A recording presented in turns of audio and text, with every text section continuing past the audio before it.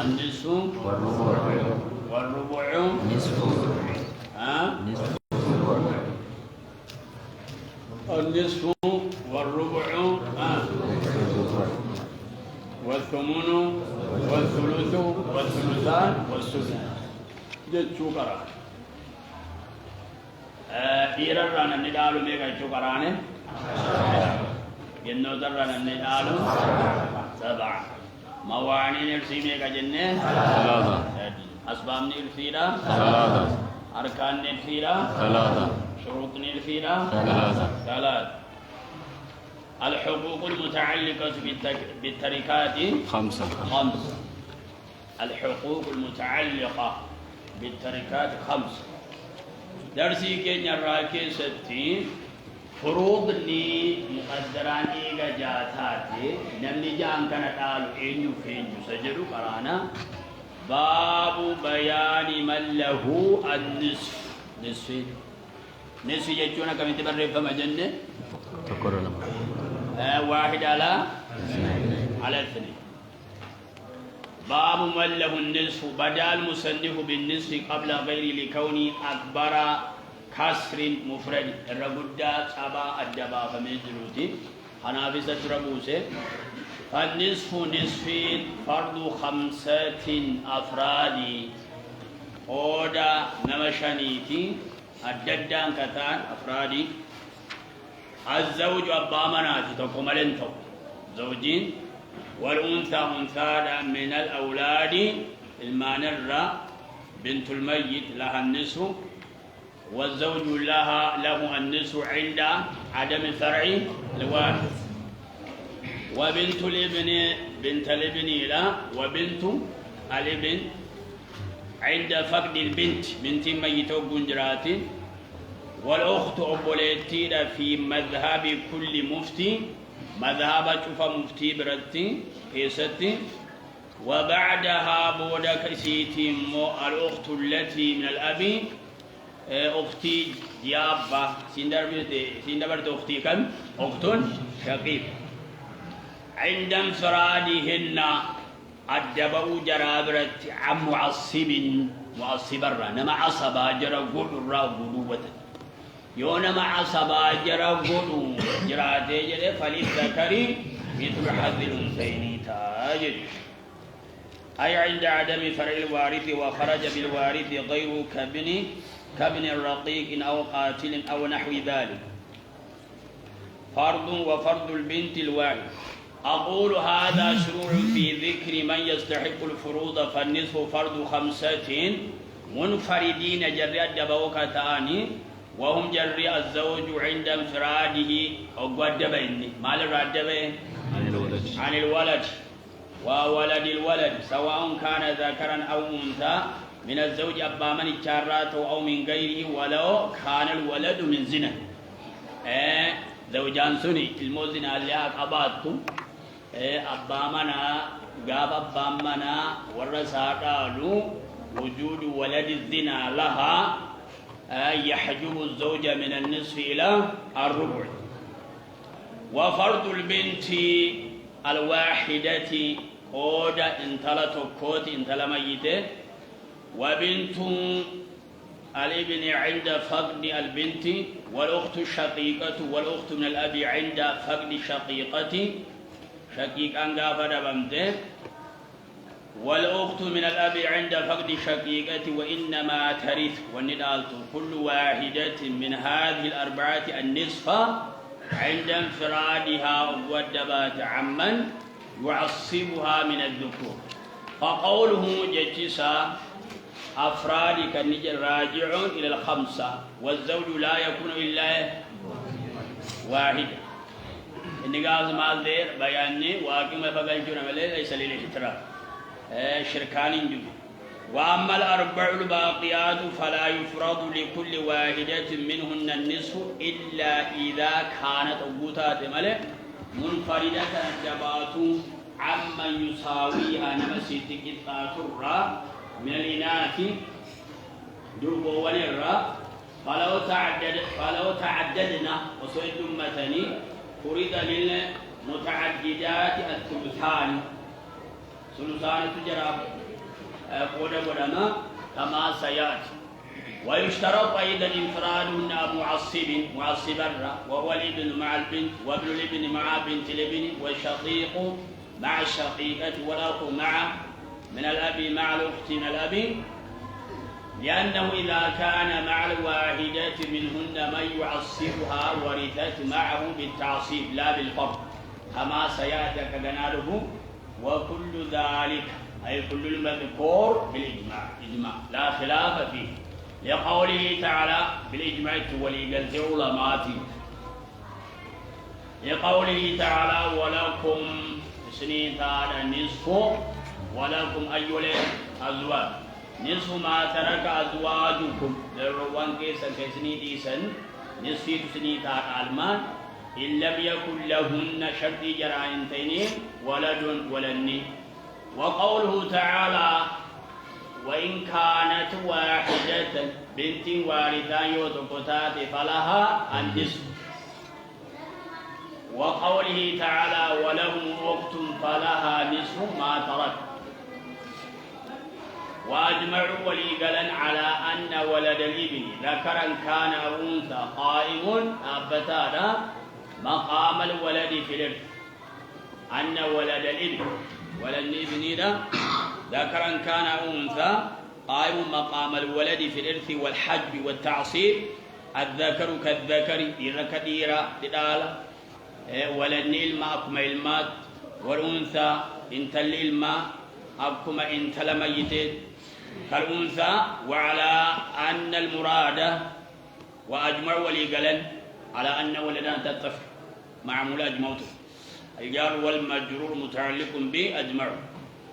وأجمعوا على أن المراد بقوله تعالى ولهم أخت فلها نصف ما ترك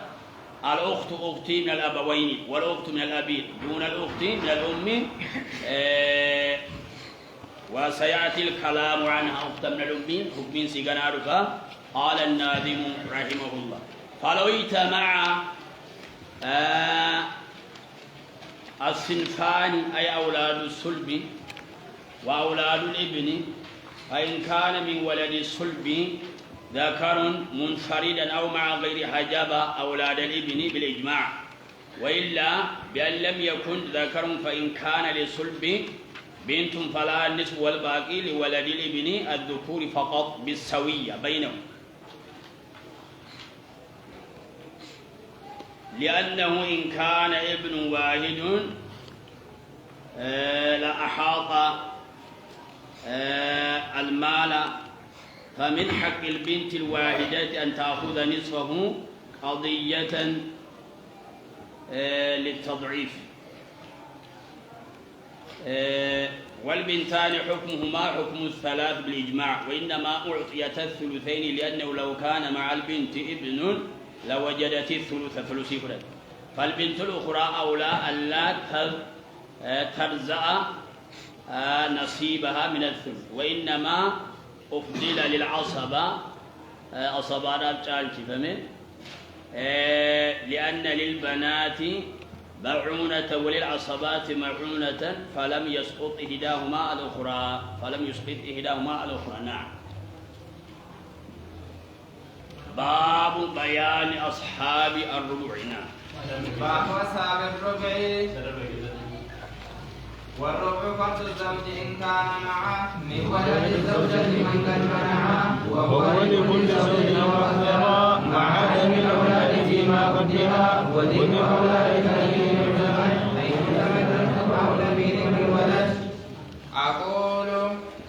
الربع فرض اثنين من أصناف الورثة، فرض الزوج إن كان معه ولد الزوجة أو ولد ابن لها سواء كان ولدها من الزوج أو من غيره، وفرض الزوجة أو الزوجات إن كن متعددات مع عدم ولد الزوج أو ولد ابنه سواء كان منها أو من غيرها، كل ذلك بالإجماع لقوله تعالى فإن كان لهن ولد فلكم الربع مما تركنا، وقوله تعالى ولهن الربع مما تركتم إن لم يكن لكم ولد، وقول النادم والربع إلى آخر الأبيات أي وللزوج الربع إن كان مع الزوج من ولد الزوجة من يمنعه من النصف إلى الربع وهو الولد ذكرا كان أو أنثى إن لم يكن به مانع من الموانع السابقة حتى لو قام به مانع كان وجوده كعدمه فلا يحجب الزوج عن نصفه. وقوله وذكر أولاد البنين يعتمد إلى آخره معناه حيث اعتمدنا وجود الولد في حجب الزوج من النصف إلى الربع اعتمدنا أيضا وجود ولد الابن وعدم وجوده لأنه كالولد في الإرث والحج والتعسيب إجماعا كما قدمناه. وهل الولد المذكور في الآية العظيمة يشمل ولد الابن حقيقة أو مجازا؟ خلاف. في خلاف. أصحاب النصف في بيت قرانه شن ليلة ما نقولنا لك كان من يعدده 5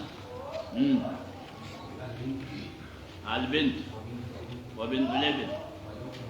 والأخت من الأب والأخت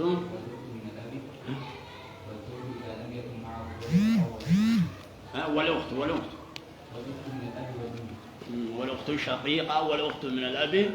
والزوج. يعني إذا لم يوجد فرع الوارث يجب بابا درسي سرات مو خالد أكله أو خادرة أو كبا يو كافي لطيف يا خلديتا زمن ساكس درسين ما سؤال قبل الدخول وإن ما بعد وإلا يكون خوف. باب أصحاب الربع باب بيان أصحاب الربع. أصحاب الربع تدب تمام. الربع يكتب في الكتابة في العدد واحد على 4. والراء أفركيسات وقرآن تدب تمام. والربع فرض الزوج إن كان معه من ولد الزوجات من قد منعه وهو لكل زوجة أو أكثر مع عدم الأولاد فيما قدر. وذكر أولاد البنين يعتمد حيث اعتمدنا القول في ذكر الولد. والربع أفركيسات فرض قود الزوج أبا مناتي إن كان معه يسوى الجنجرات من ولد الزوجة الموهب هذا منار من قد منعه نمي صدر جيجة مال راس صدر جي من النصف إلى الربع يوترا مي كدال جنكان سينال أما موزت مي كدال سبب لساو لوجود حجبي لتلبجي صار محجوبا حجبان قصار. وهو لكل زوجة وهو ربعين فتيسات ولكل زوجة كفور راتي تادا أو أكثر يوكا الرهج ولا تقول الجمة ولا تقول لما سديد أفريد مع عدم الأولاد المادة بمولي فيها قدرة والك بكيس دافع أولادني تبال زوجاني ثمني دالت يوفري وارثي جرات يوفري وارثي جراتني ميقا دالتي ربوي دال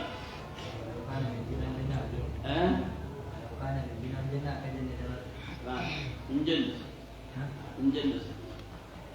mari kapama nati di dinara yang bunuh manu sebab kami bunuh ansan bu dari bu kanu wat ajali lakin ada ikhtiar ada menjawab bukan wat وهو لكل زوجة أو أكثر مع عدم الأولاد فيما قدر كيف قال وليس ذلك. وذكر أولاد البنين وذكر دبتون أولاد البنين المان دبتون يعتمد لكالصدم حيث اعتمدنا القول بوتا إركنت جتشا في بوتاك السنتي القول جتشا في ذكر الولد علمو بوتا دبنتي المال لين مقصدم قافتي زوجان أبا منا سيدا ربيدال يون المون قباتين يو ilmoo illeen qabaatin ilmoon ilmi ilmaas yoo jiraatee jedhe ummii sana zawjaa sana rubuu irraa gara maalitti buta gara tumuniitti butaa aquulu linjedha amma kanarraa wanni fudhannu namni rubuu idhaalu nama meeqa nama lama zawjuun zawjiin sharxiin inni rubuu idhaaluun bisharxi wujuudi barreelwa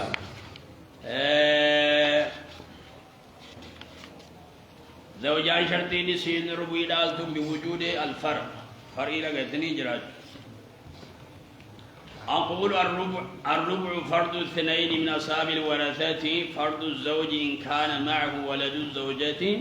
ولن زوجة يجرات أو ولد ابن الله سواء كان ولدها من الزوج أو من غيره وفرض الزوجات فرض زوجات لما فن أو الزوجات إن كنا متعددات للجيوتات مع عدم ولد الزوج أو ولد ابنه مع عدم ولد ابنه سواء كان منها أو من غيرها كل ذلك كل مذكوراكم بالإجماع إجماع خلافا أدلة الشريعة الكتاب والسنة والإجماع والقياس لقوله تعالى فإن كان لهن يوني جراته ولد فلكم الربع مما تركنا وقوله تعالى ولهن جراته والريوني في الربع أو كيساتك مما تركتم إن لم يكن يوني بنتين إن لم يكن لكم ولد المويوس بنتين وقول الناظم والربع إلى آخر الأبيات أي وللزوج الربع إن كان مع الزوج من ولد الزوجة من يمنعه من النصف إلى الربع وهو من يمنع الولد ذكرا كان أو أنثى إذا لم يقم وكن دابة به ولد سنة مانع من الموانع السابقة القتل أو اختلاف الدين أو الرق حتى لو قام بوصوصة دابته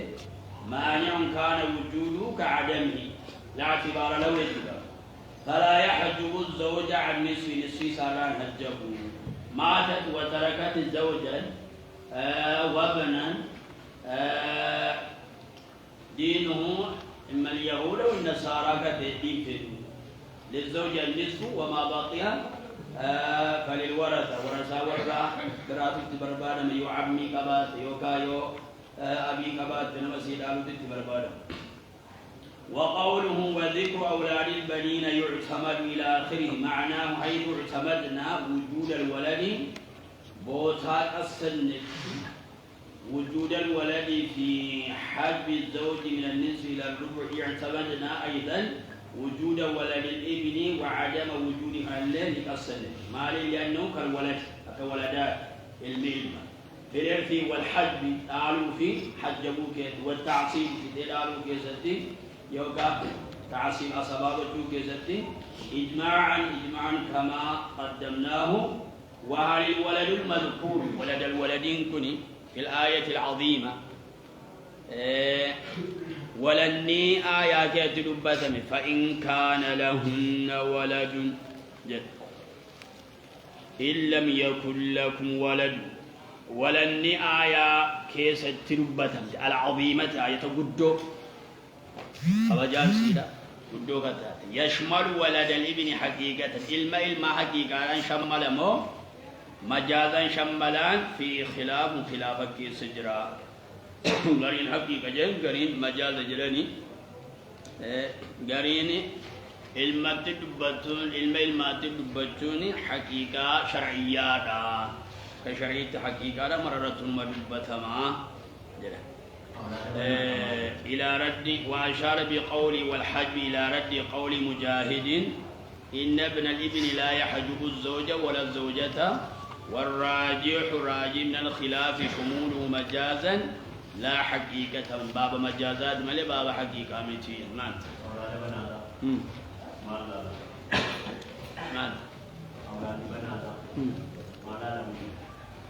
أولاد بناتا ذوي الأرحام كيس السن ملء ذوي الفروض اسمه تعصبات كيس لكم نفن ما نسب مالته إيه نسب نقرأ أبادي ما وقرأ رادي إيه عندي يقول وهذا شيء آخر هذا شيء آخر نسب نقرأ أبادي ما وقرأ رادي ما نجده هاي باب بيان من له ثمن كنرى بابا كنرى خلاصة الباب ربينا ما ميقدالا لا مالي الزوج والزوجة زوجين شرطي كبيني ربعي دالا ها بشرط وجود فرع الوارث فرعي وارثته فرعي وارثته أما ابن مال لا أجر ورسالة لا أجر فرعيسي يصير أرجمي وارثته وصو فرعي غير وارثته مالي هنا الجوم نعم زوج كن كزوجيتي زوجاني شرطي لسر بيرالتون بشرط عدم فرع الوارث بشرط عدم فرع الوارث الفرع الوارث باب بيان من له الثمن ثمننا مرة صدق كيسا ثمنيا كم تبرد سنا واحد على ثمان نبرد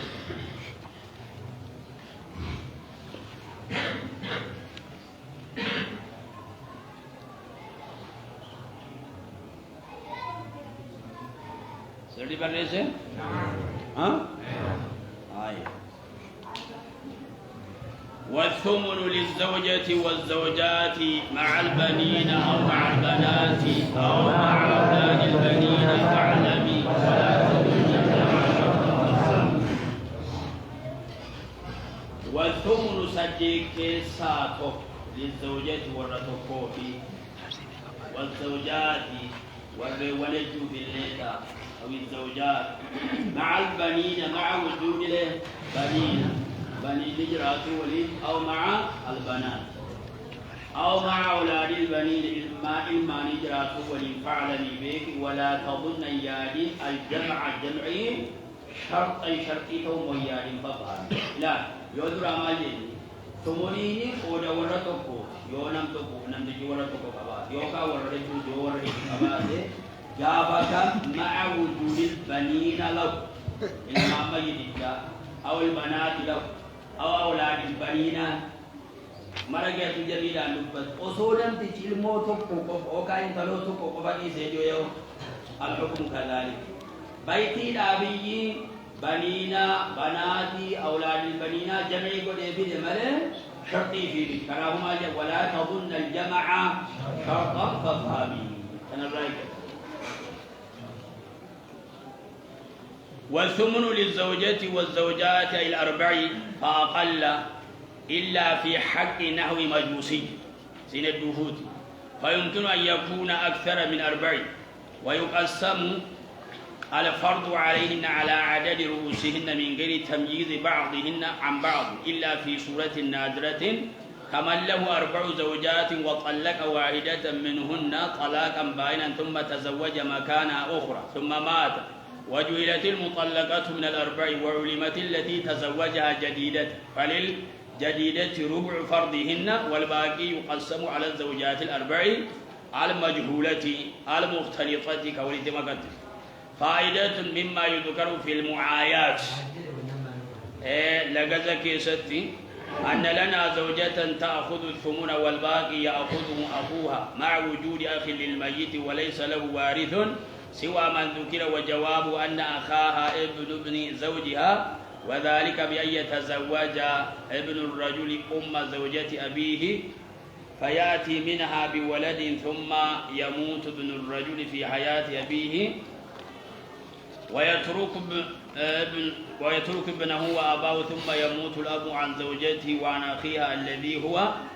ابن زوجها وعن أخيه فتأخذ الزوجة الثمن وأخوها الباقي الباقية وأخوها ويأخذ أخوها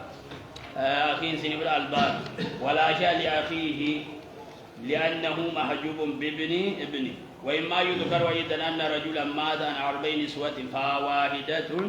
أخذت الصداق والإرث وواحدة لم تأخذ الصداق ولا إرث وواحدة أخذت الصداق دون الإرث وواحدة أخذت الإرث دون الصداق. فالجواب أن الأولى حرة على دين زوجها والثانية رقيقة تزوجها بالشروط قبل الحرائم من سيدها بغير مهر والثالثة كتابية فلا الصداق دون الإرث والرابعة هي التي زوجها له سيده قبل عتق وهي حرة فلها الإرث دون الصداق لأن المال حق السيد فلذا أعطاها إياه بلا مهر إلى ملكه. والثمن للزوجات والزوجات أقول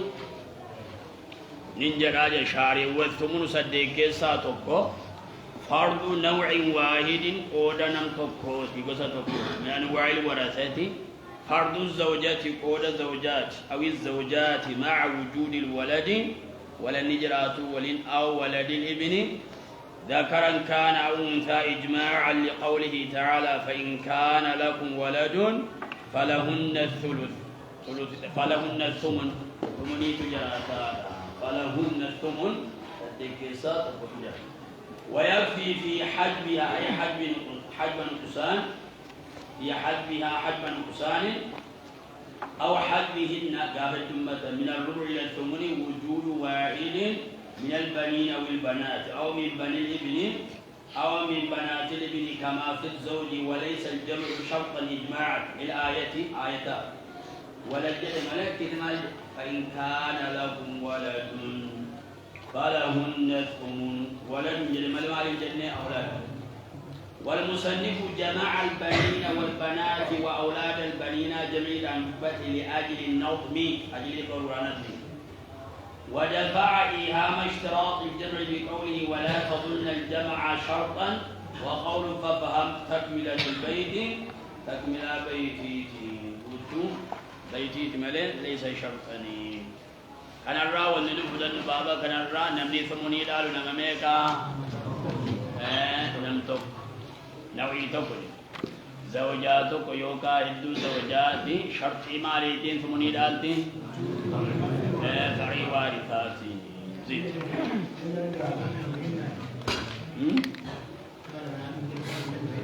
ماذا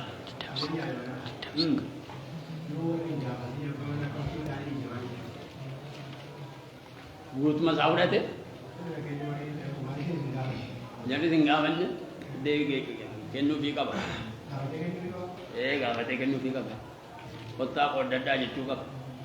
yo kan sodata male mali dan dirita akana awrate nah bab man lahu thuluthani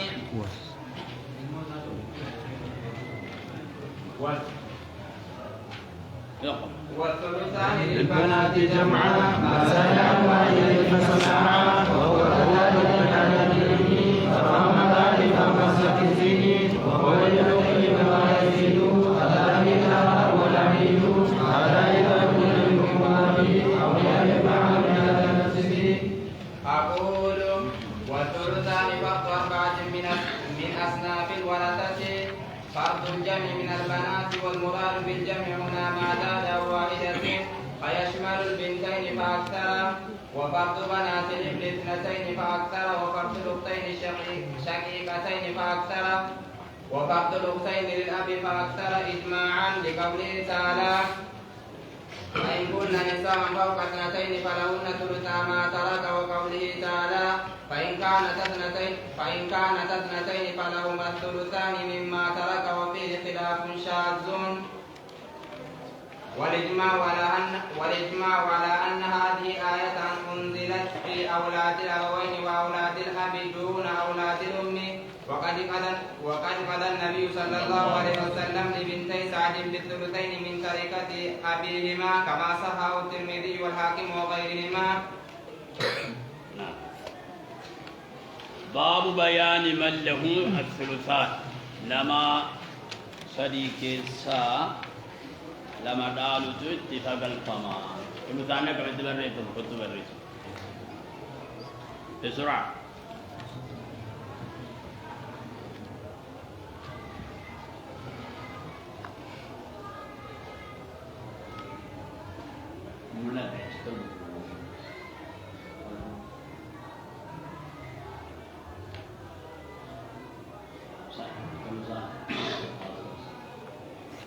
اثنين على ثلاث والثلثان صديقي سالما كائنان تورا جر لمن كون لمن كن للبنات بناتا تورا جمعا حال جر ولدك بموت أني جمعا حال جمعيتا جمعا حال من الثلثات مرتي ثلثي لمن حال كونه جمع فرد الجمع جمعي كان مجموعات حال ولتك بمتوتات بنات الراء حال وهو ثلثان وهو جمعي ما زاد جمعي كان حال من البنات للبنات حال كونها جمعة حال كونهن جمعة وهو جمعين بدل من البنات والثلثان ثلثان للبنات جمعة والثلثان ثلثان ما زاد بدل كوني ما للرا بناتي والثلثان لما يجب ثلثان لما زاد يوقع مخبر متدابا ديغوته وهو جمعيتي ما زاد واني دئ عن واحدة على واحدة تكون الرواني دئ دبل فسمعا رقئي فاسمع ما قلته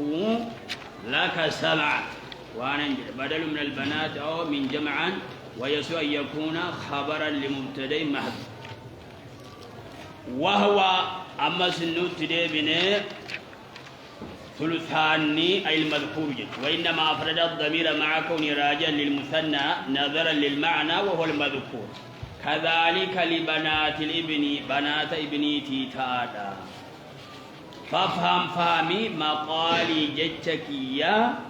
فهم صافي الذهن قل كل قلبي فهموا أكنمتي فهموا فهمي شخصي قلبي ساكل كلوته كلام ديجا قلبي ساكل كلوته تفهم فهم من قلبي سا مشغولا ثاني خالصة ذهني سامي قدرات الشكوك والأوهام والذهن كل فهم والمراد هنا العقل يقال لهنا ذهانة حبيب قلبه ما ومضيعه ما أودعه وان سكي سكاي شخصي يوكا ما أودعه وان سكامي وبالذال المعجمة ومن قال بالمهملة فكلام مهمل لا قيمة له بالذال ملي بالجالي فهم الصافي الدين ملي دهني وبالذال المعجم والمراد بخلوصها سلامتها من القدرات الدنيوية القاطعة للأمور الدينية والاستعدادات للمواهب الإلهية والفيوض الرحمانية وفي هذا إشارة من الناظر إلى أن الشخص إذا لم يتفرغ للعلم عن جميع العلائق وينفرد للاشتغال عن كل الخلائق بقلب حاضر سليم وفهم دقيق مستقيم لم يحصل له شيء من ذلك. ثلثان قولنا ميك على القرآن نملما لبنات الابن وهو ثلثان مذكور وهو المذكور أدبة من الثلثين كائن تار للأختين أبوليتي لما فما يزيد واني دو في الليل مرة واني دو قضى به ثلثان أختي لما توكن مرتيس الأحرار برمجواني في والعبيد قربواني اللي مرتيسني معنى قضاء معنى حكميتي قضاء كقاضي قربواني قد قاضي تندندا كانت حكم قضاء أي حكم به وأفتى به هذا كن إذا كن أبوتان لأم وأب ها أبوليتي أبوليان قرأ هذا في أبا أبوتان أو لأب يوكا قرأ أبا أبوتان فعمل دلق بهذا المذكور بهذا الحكم المذكور تسل الحق حققت أمتا كنرى أبياتا كنرى وننم فهم نمالني ثلثانا نمدالو نماميكا أفر بنات الميت بنات الابن والأختان الأخوات الشقيقات والأخوات لأب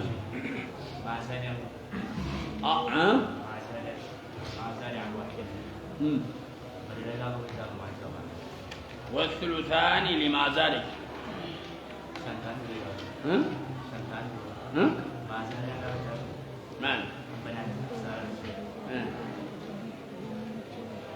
ما زاد والد مالك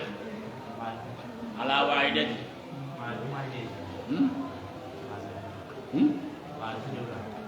وما دبلته بناني ثلثاني أودا ضربة تقولي ثم اللامة سادي فصاعد مفهوم بناتي سنة رتلت تهيد هميتي جروا بدل أبو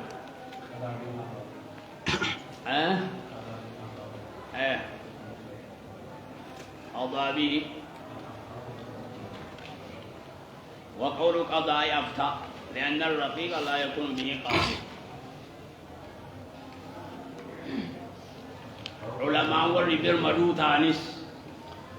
غربچو وري علماء تانيس حكمي كان مرتسن حكمي كان فتوى ورن غربچ فتوى انغودا اي فتوى انغودا قاضي مونتلان اكميتي منا مرتي منا فردي بيجا كميتي تا غربي سيدي قدما وجدا مرتي انا لا يكون قاضي أقول والثلثان فرض أربعة من أصناف الورثة فرض الجمع من البنات والمراد بالجمع هنا ما زاد عن واحدة فيشمل البنتين لمسني قبة فأكثر وفرض بنات الابن ثنتين فأكثر وفرض الأختين قودا وبوليت لما الشقيقتين فأكثر وفرض الأختين للأب فأكثر وفرض أكثر إجماعا لقوله تعالى جل الله تفيه ولي قلم والإجماع لا يكون إلا على نص ومستند الإجماع إما الكتاب وإما السنة فإن كن يوتا النساء فوق الثنتين فلهن ثلثا ما ترك لما أول